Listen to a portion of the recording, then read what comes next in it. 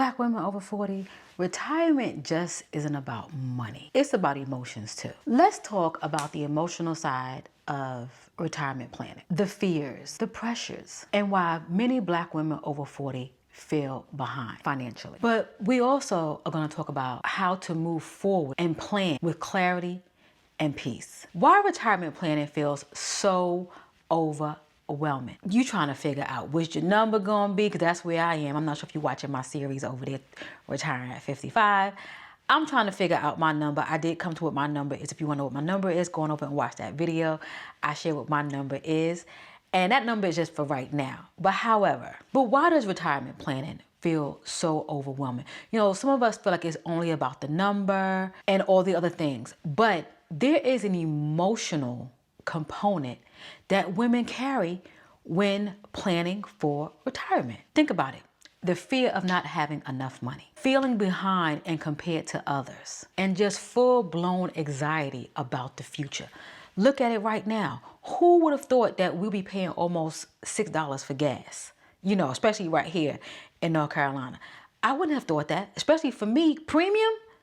Girl, bye. Nobody would have thought that. So you think about where we are today, what the future might bring, and so forth and so on. So the anxiety level can definitely be a little bit on the high, and that can make your emotions just be all over the place. And you're like, you know, if I'm sitting here thinking about this now, what the heck the future is going to look like? Sometimes the hardest part about retirement planning is having the conversation.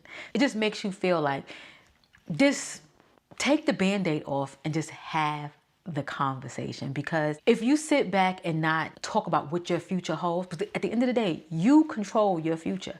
You control your life. Yes, we have roadblocks, society norms and jobs and banks and this, that, and the third, and rent and all these different things that we have to like abide by their rules. But we also can design our own life. But there is a pressure that some of us Black women, we do carry. And these pressures can hold you back when you're trying to plan for retirement. You're thinking about everyone else. So let's get into these really quickly. Caring for parents. I think about that. You know, if I retire at 55, I want my mom to still be here, because there's some things that I definitely want to do with my mom while, you know, I'm retired, she retired. Who don't want to take a picture together and be like, retired, mom and daughter? Who doesn't want to do that? I know I do. But you sit back and you think about all these different things. Will I even be able to retire? I might just still be working. You just never know. Helping adult children. I don't care about that. I'm helping my kids. Ain't no, that's not negotiable. But in some senses, when you are helping some adult children that just don't appreciate your help, that's a difference. It's the difference if you help your children and they appreciate it, and there's another side if you helped me feel like you're supposed to do this. I know for me, my mom helped me for a very, very long time. That is why I am here, you know, taking care of my mom and doing different things, because at the end of the day, I don't have to do this, and she didn't have to do that for me. But at the end of the day, I am going to do it. I'm doing it because I have to. I'm doing it because I want to. It's a big difference. It is a big difference. And I see how she sacrificed and she took care of me, and I'm definitely going to do the same. So in that aspect, for me, I can't do that, but I definitely want to bring it to the forefront, because I know there's a lot of people who are still, you know, taking care of children, different things like that, in regards to even grandchildren. You know, their children are not stepping up to the plate to be parents. So now the grandparent is the custodial parent and things like that. I see it. I see it. So that can definitely prolong you from retiring early or doing things, because you have stepped up to be the actual parent, and you need more funds versus having retirement funds. It's a big difference. So I understand. Supporting extended family. These are some of the pressures that Black women face, because again, a lot of women are taught, support the family, do this, do that. It's all about be of service to someone else besides yourself. Or you rest later. You do that later. Or you can go on vacation. Or you can go do. It's always push you to the side, but yet be available for everybody else. No. One thing about Kelly, she don't do that. I help when I can, and when I can't, I don't. And I also look at the surroundings. If I don't see anybody else jumping and moving, what make you think I'm gonna jump and move? I don't care how far, close. If you ain't jumping, neither am I. And last but not least, being the strong one. I have taken off my cape, I want to say about 2 years ago. I think my cape is fully on the floor and kicked under the chair somewhere with dust in the last year. I can't be a strong woman no more. Because you know why?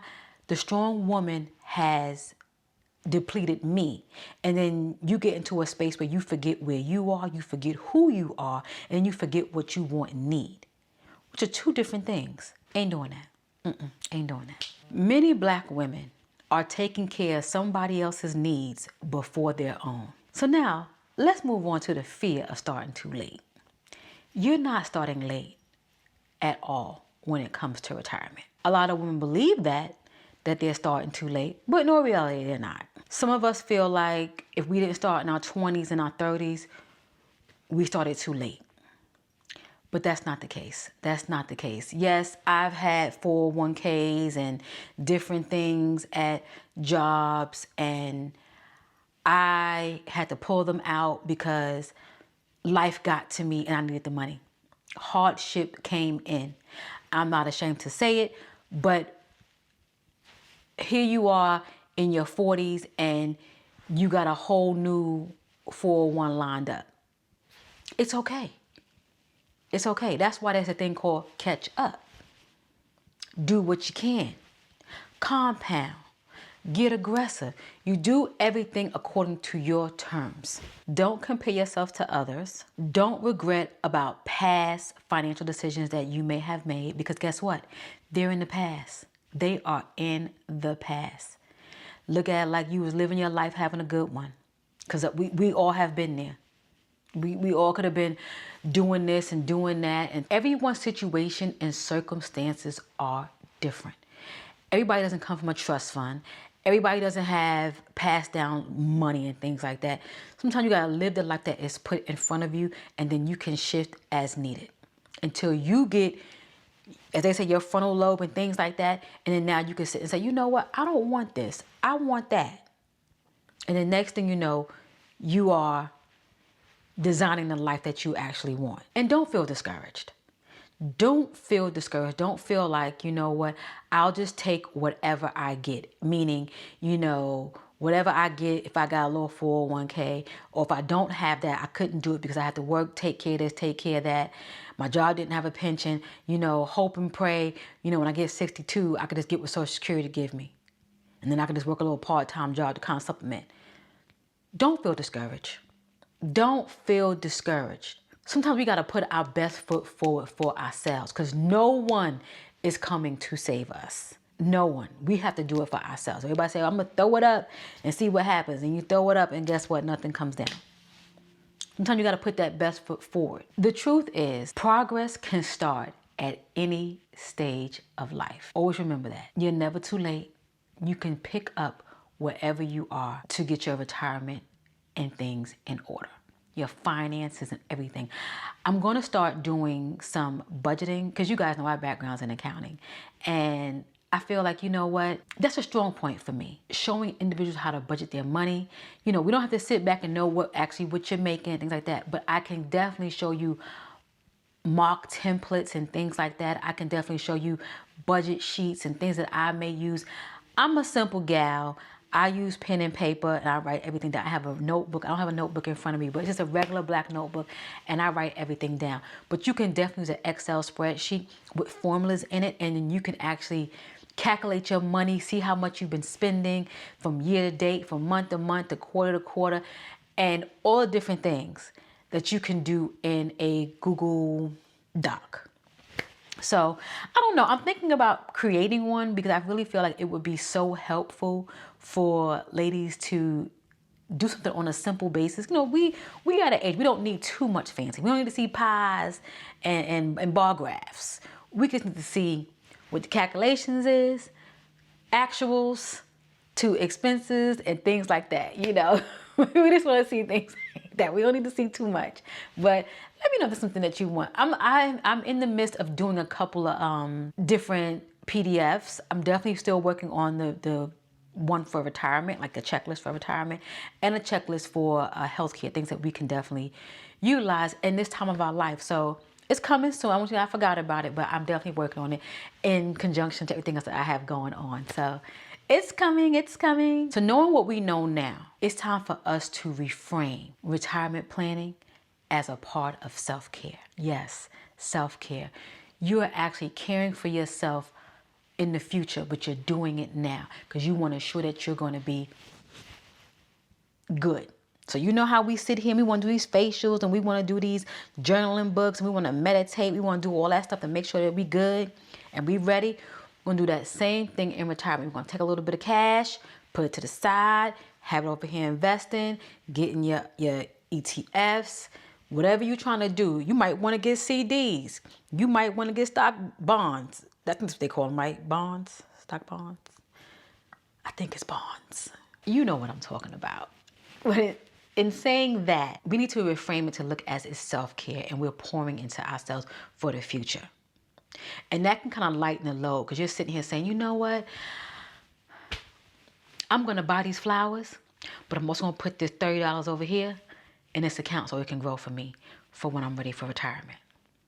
Because you never know. Right now we sitting here and we're like, oh, I'm going to retire at 62. I'm going to retire at 65. I'm going to retire at 60. I'm going to retire at 67, whatever it is. We don't know what life event can hit us. And then we have to retire early. We don't know. So it's best to plan than not plan at all and plan for self-care. So that's how we're looking at retirement now. Retirement is a form of self-care. And to elaborate a little bit more on retirement being a form of self-care, it's a form of self-love because you just want to make sure that you're good in your retirement years. It's like that pivot that you hit and you say, you know what? I may have not done the best for myself. I may not have been able to do what I can do for myself, but guess what? I can do it now. I may not need a lot of money, but I can just do it now, a little bit at a time. Always remember, it's all about consistency versus the amount. $5 here, $6 here, $10, $20, $100, whatever it is. That matters more than the amount. And when I mean the amount, I mean like putting in a chunk. You want consistently doing this on a monthly basis if you can. So now that retirement is our new self-care, what are we getting out of this? What are we getting out of retirement being our new self-care? We're protecting our future. Also creating peace in later life. We're not waiting to figure it out then. We're doing it now. And overall, we're choosing ourselves. We are choosing ourselves. Planning for your future is one of the most powerful things that you can actually do for yourself. That's why we're here. That is why we're here. So how do we move forward without shame and all the guilt and all the oohs and the ahs and being in our feelings? Because we can get there. I know I can. Like I said, retirement is our new self-care. So how can we do this without feeling shame? We're going to focus on progression and not perfection. And while we're doing that, we're going to start looking at our accounts, ask questions. You know, if something doesn't feel right with you and you're a little bit unsure, ask the question. What is this? Why is this? How can I do this? Do I need to do this? Ask questions and educate yourself gradually. I mentioned in a previous conversation of ours where I'm getting a lot of my education off of the Fidelity actual website. You know, I learned a lot from YouTube. I learned a lot from Instagram. There's 2 accounts that I actually watch, you know, kind of religiously on Instagram. And I can kind of go through and watch them over and over again and binge watch. But I said, you know what? I've done that. That was my first footwork. Now I'm in the arena. I'm in the thick of things. I'm going to the learn area, you know, in Fidelity, and I'm looking at all their videos and how to invest and what's good for retirement and where to calculate from this age to that age and how much do you need to survive and what is the typical amount and this, that, and the third. I'm asking myself the questions while I'm sitting here watching these videos, and then I go back and forth with financial advisor at Fidelity so I can make sure that I'm doing the best thing for my future and to make sure I'm taking care of myself. Self-care, self-care. You see it, you see it. You don't have to have everything figured out today. What really matters is that you start. Start today. And that doesn't mean that you have to go and actually open the account and put the money in. Do your research. Ask the questions. See what's best for you. And then make the next step. But just start. Start somewhere. Everybody's comfort zone is different. Retirement planning isn't just about money. It's about creating a future for your time, your health, and your peace. Ladies, if you enjoyed this conversation, go ahead and hype it up. Like, comment, subscribe. When you do that, it brings more Black women over 40 on over here to our community, like-minded women, and we can just flourish and our community will just grow. And if you know a Black woman over 40 who would love conversation like this, go ahead and share with her. Bring her on over to her to come and have a good time with us. We love that. Ladies, I truly appreciate each and every one of you. We're going to keep these conversations going because at the end of the day, I want each and every one of us to retire how we want to. And always remember that retirement planning is self-care. You're caring for yourself in the future. Okay? Talk to you next one.